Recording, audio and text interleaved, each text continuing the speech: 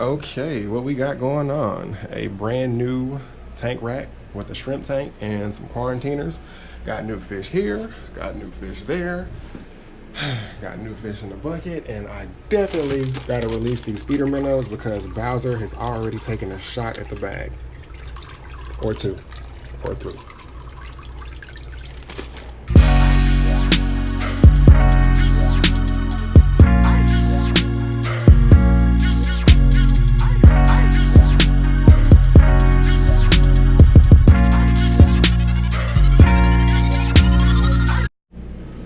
Okay, for starters, last week I set up, or no, not last week, like 2 weeks ago, I set up this rack. I actually bought the wrong size rack from Lowe's, and I thought to myself, crap, I really don't feel like taking it back. So what I went and did was bought these 4-foot planks, 2x4s, and stretched it across the entire rack. Therefore, the tanks don't bow, or I should say the rack doesn't bow when I set anything on it. And I had like 2 5.5s. I was gonna put them up here, you know, long ways, not long ways, you know, where we can see across the long side. And I thought to myself, why don't I just go all out? So boom, here we have it. I need to equalize the manifold. There it is. To these, because when I first set it up, this one was getting majority of all the pressure, and now these two are getting majority of all the pressure. So once I crack those probably down maybe 35%, these should go back up. Went and invested in the Aquaneat 7.5 cube shrimp tank. Actually went and bought another bag of substrate as well for that. Got Eco Complete here in this 20 long, and this 20 long still is primarily bare bottom. Got some guppies that go in here. Yeah, I'm working backwards. I got a lot going on, and crap. We even got something. Look at this water. It is filthy, and I just changed it. But you know what, dude? We got something for you today too. 3 days later. What is going on, folks? Today is December 27th, 2019. Last December 27th of the decade. Oh, we're not recording? You tap the red? Now we're recording. Thanks, guy. I appreciate you. Oh, this lens is kind of fuzzy. All right, there we are. We got our buddy Emmanuel over there behind my phone and gimbal. And we have the new office setup. Man, first and foremost, I gotta thank my folks, because what employers do you know let you set up, what is that, 8 tanks on a wall in a completely different, you know, business occupation on top of the existing turtle tank? We have, what's that, a Tetra Whisper, that's an AP 150 and an AP 60. The 150 is only going to the top 5.5 gallons. I really thought it was gonna put out enough air to disperse amongst everything else, considering, you know, it's 150 gallons, but working the manifold, I was getting a lot of pressure loss, so the AP 60 runs these 3 tanks. I got sponge filters and everything. Picked up some Du Bois cichlids in here. 7 of those guys.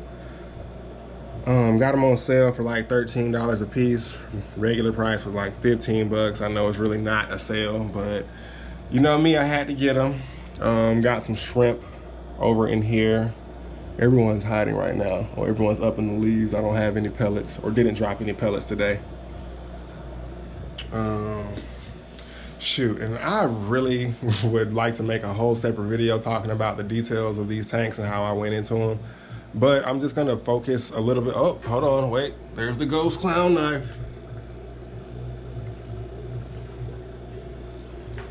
But in my setups, I always try to keep my aeration opposite side of the filter, and the same is for the heater, because this is its own filter and the hang-on back filter is its own.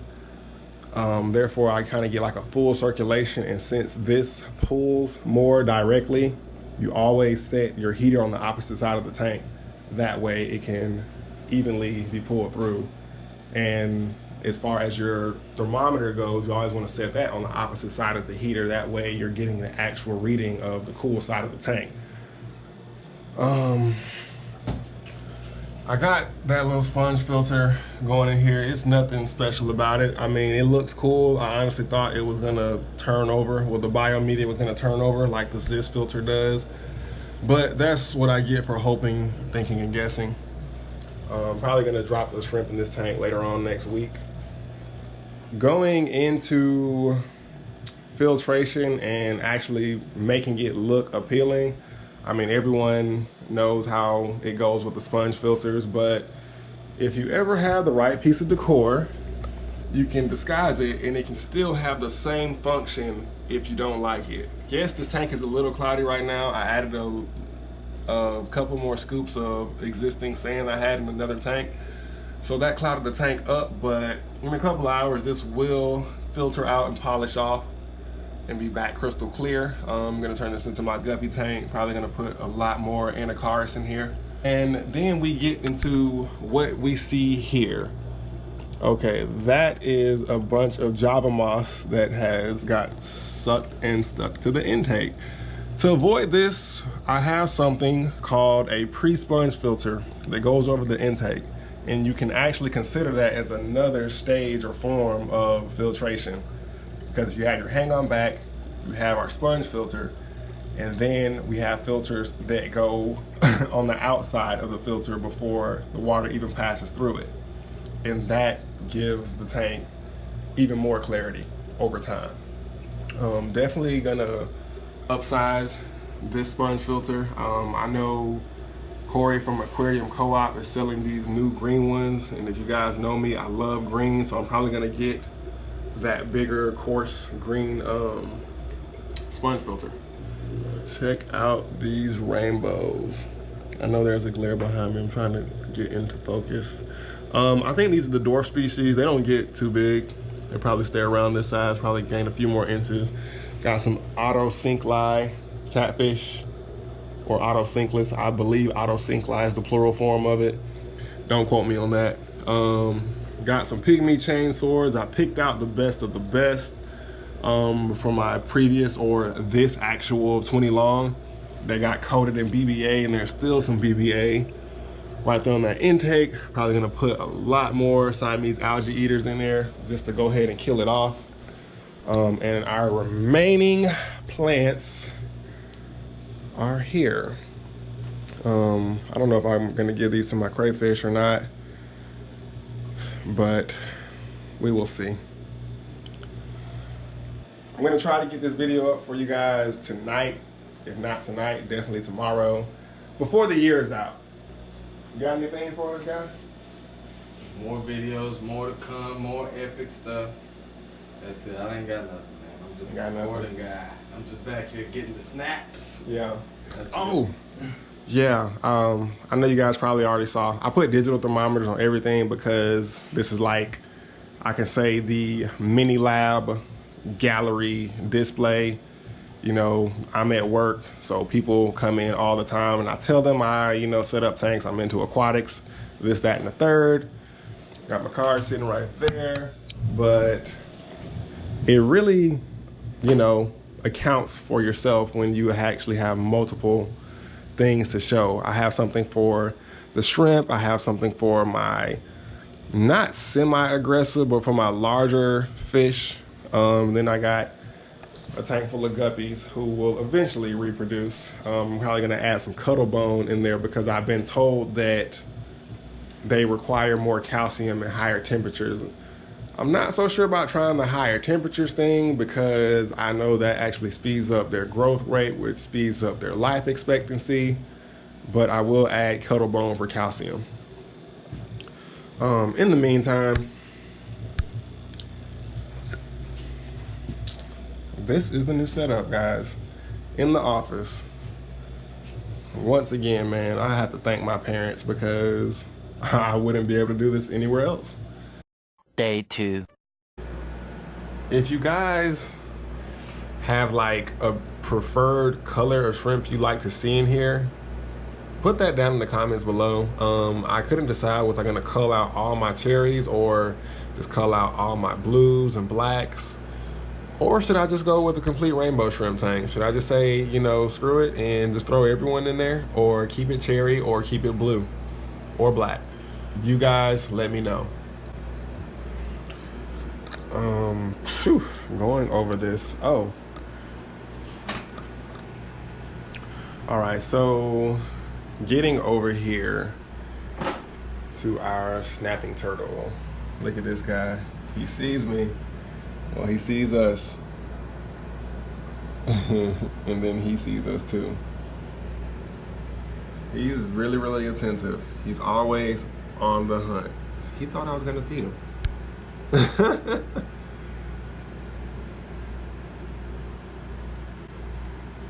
Look at him. He is standing on his tail. I guess we can feed you some beef heart, guy. And we need to feed our little guy too. Down in this tank below, I am only holding driftwood, small pieces of driftwood, no life. I'm thinking about putting some rosy red minnows in there, just so this guy can have something to eat, because he knocks off 30 at a time, or I'll say like 30 in a day, and that's crazy. But he is a growing snapping turtle, and he hasn't hurt my goldfish yet. He knocked some scales off one of them one time, but no one got seriously injured.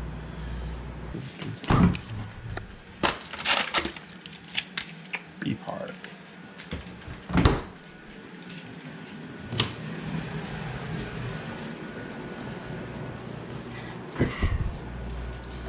He is on me at all times. No games, all jokes aside. He is hungry. Hungry, hungry turtle.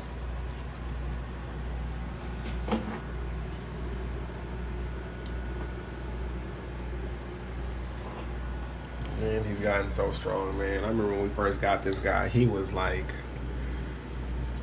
I was concerned. I can just say that. Because he was small and he did not want to eat. But now he loves to eat. I can just break this in here. Hold on, I gotta thaw it out some more. I'm feeding you shortly, guy.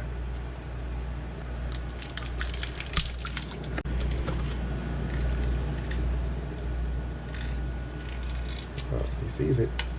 Oof. Did you guys see that?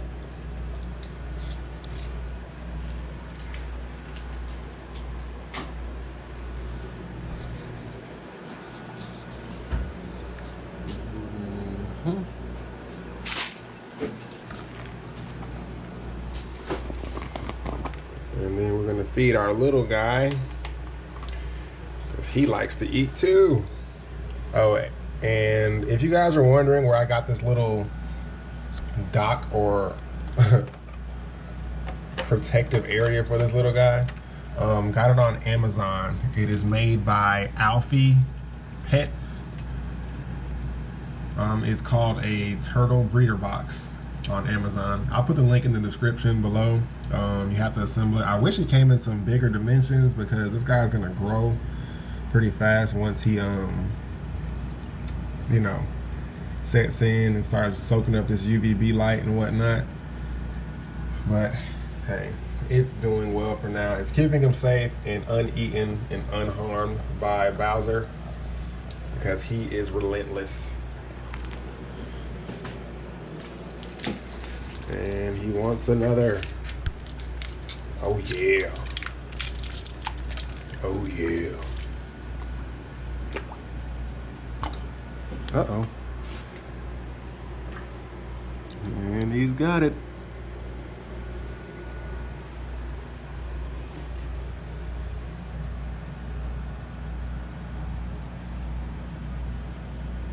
I'm really hoping that, you know, this video was somewhat informative to those who ask me how I set my tanks up and how I filter them, because I don't really have much to say about it, but that's how I ran them.